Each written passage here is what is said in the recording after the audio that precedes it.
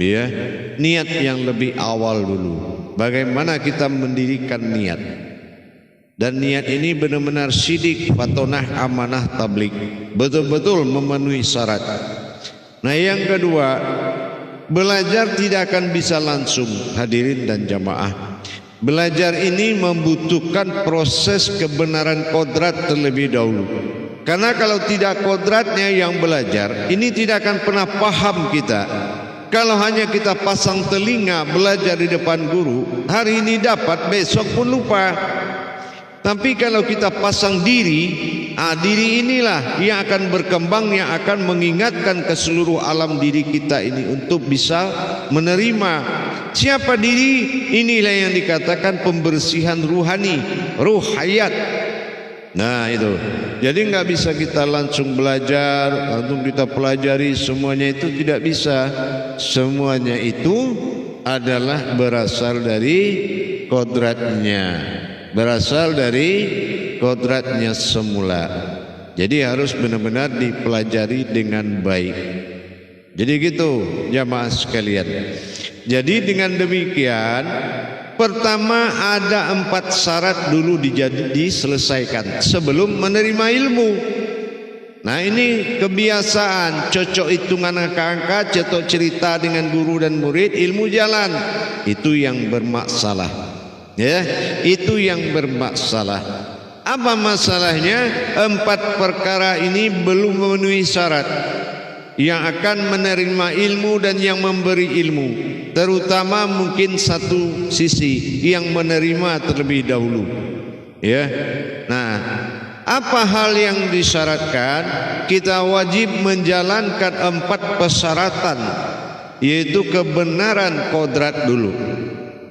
Karena yang akan belajar, yang akan bermakrifat, yang akan merasakan, yang akan tenggelam dan akan mentajalikan, semua ini ada kodratnya.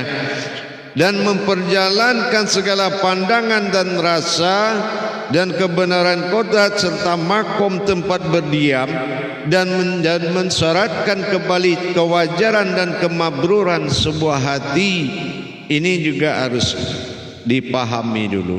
Apalagi sifatnya adalah kolbi. Nah kalau kolbi ini kan tidak semua orang yang paham. Kolbi itu hati halus yang terbuat dari sifat dan zat yang bernama liga Allah. Ini adalah azali. Nah bagaimana kita bisa mendirikan hati dalam hati, namanya kolbi, yang di luar namanya kolbu. Nah ini juga harus dirapikan. Apa 4 syarat tadi? Yang pertama adalah mensucikan kolbi. Nah ini taharoh kolbi. Kolbi ini harus disucikan. Yang akan menjadi tubuh bernama zat yang akan menjadi nur hayat bagi tubuh adalah nur, dan yang akan menjadi nyawa kodratnya batin. Jadi kolbi ini azali adalah kodrat usul atau kodrat asal yang harus dibersihkan, kodrat awal namanya. Dan itu harus benar-benar disucikan. Ini taharoh kolbi dan dikerjakan pada waktu dan tempat yang telah diatur dalam adabnya. Setelah kita bersihkan, qalbi mukmini baitullah, hati yang bersih itu adalah rumahnya Allah. Nah jadi baru kita naik kepada kedua, yaitu kodrat diri. Nah ini kodrat, namanya taharoh kodrat. Taharoh kodrat ini harus suci lagi. Kenapa taharoh kodrat? Kalau taharoh kodrat ini tidak suci, lantaran arasnya atau kekuatannya menerima tidak akan bisa. Kadang-kadang makanya mampir di akal belajar itu. Depan guru ingat, di belakang guru lupa. Nah itu tadi, karena kodrat yang belajar ini adalah kodrat diri yang tidak bersekutu dengan Allah. Nah ini taharohnya taharoh kodrat, dilaksanakan pada waktu dan tempat dan adab yang telah ditentukan. Nah ini taharohnya, taharoh kodrat. Nah setelah bersih, mana kodrat nyawa, apa yang ada dalam nyawa, kodrat diri, apa yang ada dalam rohani, dan kodrat hayat hidup, apa yang ada dalam tubuh. Ini alat-alat yang akan menjadi tersambungnya ruhaniyah, batiniyah, dan siriyah. harus disucikan di kodrat, namanya taharuh kodrat. Ini hakikat ya. Itu langkah kedua sebelum belajar. Nah, langkah ketiga sebelum belajar adalah taharuh makom. Nah, apa yang dikatakan taharuh makom? Taharuh makom ini taharuh tajalinya. Contohnya makom memandang, makom melihat, makom merasa. Ini harus dibersihkan. Kalau hubungan sir tidak bersih, nah ini akan merusak. Makanya pertama makom dalam Islam itu ada 4, yaitu makom, syariat, hakikat, tarekat, ma'rifat. Nah, syariat kodratnya apa? Zahir dan batin. Nah, bagaimana kita membersihkan zahir dan batin? Nah, apakah ada pisah-pisah atau satu atau bagaimana? Nah, ini ada adab dan aturan munajatnya. Yang kedua adalah taharuh hakikat, ya, taharuh makom, yaitu hakikat. Wa syariatil ulul hakikatun. Apalagi hakikat apa? Rasa, tujuan atau rasa. Hakikatnya rasa, sir, ya. Jadi bagaimana kita mensucikan rasa? Nah, ini ada adab dan ketentuan. Disucikan dulu rasa itu. Nanti jangan mana rahasia dalam rasa wujud dalam rahasia, kita nggak bisa merasakan. Nah, bagaimana bisa? Kenapa? Karena kodratnya tidak dijalankan rukun adabnya atau bersuci. Namanya taharuh makom. Ini rasa, namanya hakikat. Nah, yang ketiga adalah makom tarekat atau makom jalan atau makom pandangan. Nah, ini pandangan tidak terbuka, tidak bisa bertajali karena kodratnya, ibadahnya belum dijalankan. Bukan karena kotornya kodrat Allah itu, tetapi ibadahnya ke tingkat rahasia memang harus melalui makom seperti ini. Ibadahnya bukan karena nur itu kotor. Kalau kotor, dari mana kotornya? Siapa yang bisa mengotori? Tetapi ibadah ke tingkat ini, ke tingkat sir dan rahasia, harus dijalankan rukun-rukun hakikatnya. Itu yang ketiga, tarekot atau tarekah atau pandangan atau perjalanan, memperjalankan pandangan. Yang keempat adalah taharuh dari makom ma'rifat. Nah, makom ma'rifat ini kan dia punya wujud. Tidak hanya ma'rifat ini melihat, tapi ada kodratnya, ada wujudnya yang zikirnya huhu kalau dalam pemaham tasawuf. Tetapi menzikir dan membersihkan wujud kodrat yang ada tadi, yang akan bertajali kepada yang 3 makom lagi, syariat, hakikat, tarekat, dan wujud ma'rifat. Apa dalam makom syariat, hakikat, tarekat? Ma'rifat bisa wujud di mana saja, dan ma'rifat adalah sebuah wujud hakikat bagi Allah, tumpuan dari segala pandangan, tujuan daripada segala kaji. Nah, ini ma'rifat, dan ini wajib disucikan.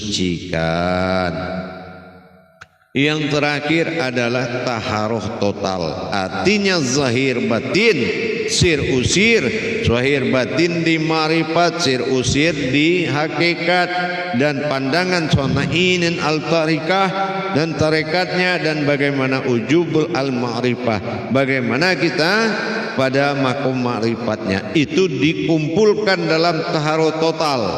Taharuh total diwujudkan satu untuk menghayatkan suatu hayatnya Allah dengan kesucian, dengan kata subhana Allah. Ini akhir dari 4 pensucian. Sesungguhnya akulah Allah. Disinilah zahirnya menjadi zahiru, batinnya menjadi batinu. Nah, ini akhir dari 4 perjalanan tadi. Dan nanti insya Allah itu akan kita sampaikan setelah ada mengalami masa belajar, itu ya. Berikutnya, dalam pemahaman taharuh ini sangat wajib kita lakukan.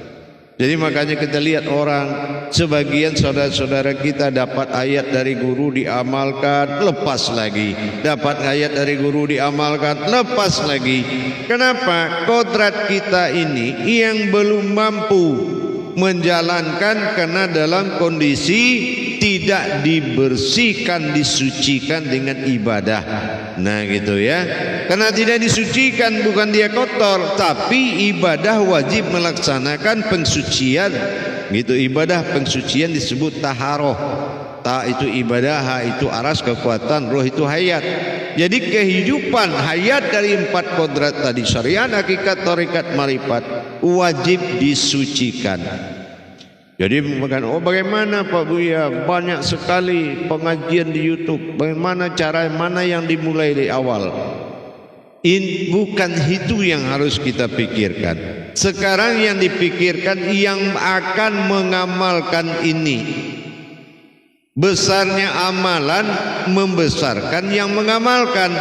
Kalau yang mengamalkan di bawah yang diamalkan, ini tidak akan tercapai. Makanya dilaksanakan pembersihan dahulu. Laksana kita dalam sholat. Berwudu adalah penting dan wajib. Kalau tidak berwudu, sholat mana yang sah? Nah sama dalam bermakrifat kepada Allah, kodrat mana yang sah kalau tidak bertaharoh? Nah gitu, tidak ada kodrat yang sah di mata Allah kalau tidak bertaharoh. Kenapa? Segel mutlak bagi Allah subhana Allah. Ini masalahnya menjadi tataan yang paling nomor 1 dikerjakan. Begitu jamaah. Jadi nomor 1 dikerjakan. Jadi dengan mensucikan. Makanya banyak kita dengar keluhan-keluhan yang mengamalkan. Ada yang menyalahkan dirinya, ada yang menyalahkan amalannya, ada yang menyalahkan guru yang memberi amalan. Sangat banyak, ya, sangat banyak. Kenapa? Kalau titik salah itu ada pada diri kita, bukan kepada semua wujud di luar diri, gitu. Ya, karena proses ini proses diri. Kalau proses diri wajib ditaati. Ya, wajib ditaati. Nah gitu. Jadi jangan dulu kita berpikir nanti bagaimana mencernanya susah. Saya sudah tua Buya, saya juga lagi stres Buya, saya lagi banyak masalah Buya. Tidak ada kaitannya ke situ. Justru masa suci inilah berlaku dalam menstabilkan semua keadaan. Nah kita lihat dengan kalimat subhanallah, kadang-kadang kita dengar begini, waduh subhanallah dulu orangnya begini, tapi subhanallah sekarang alhamdulillah sudah begini. Dulu dia hidupnya begini, subhanallah sekarang sudah begini. Dengan kesucian itu bisa merubah semua keadaan. Tapi kalau kodratnya ini tidak dilaksanakan, tingkat ibadahnya mensucikan, maka dia belum bisa menjalankan apa yang dikalamkannya. Gitu. Nggak bakal bisa, percaya. Contoh, kita belum melengkapi syarat untuk berilmu, tetapi kita rajin baca buku. Akhirnya di sini sampai dari rajin baca buku sampai jadi ustadz besar. Nah, tetap Allah ada pada kebenarannya. Teguran demi teguran akan datang berupa aib. Nah, ini akan disentuh oleh Allah. Ya, makanya hati-hati apalagi kita mengeluarkan ayat suci. Nah, kalau kita mengeluarkan ayat suci, harus tahu kita jangan ayat ini bersentuhan dengan kulit, daging, urat dan tulang kita. Bagaimana kita menuntunnya dengan mata batin sehingga kita bisa memperjalankan ayat itu, muncul dari qalbi, digerakkan oleh jantung, disuarakan oleh mulut. Jangan ada yang menyuarakan. Nah, bagaimana mengamalkan dan cara mendirikannya? Harus kita belajar. Demikian. Jadi saya sampaikan kepada saudara saya semuanya, para jemaah kaum muslimin dan muslimat dimanapun berada, rahimakumullah, jangan nekat ya. Himbauan saya sebagai guru mursyid, jangan nekat karena ingin berilmu tetapi ditinggalkan oleh ilmu.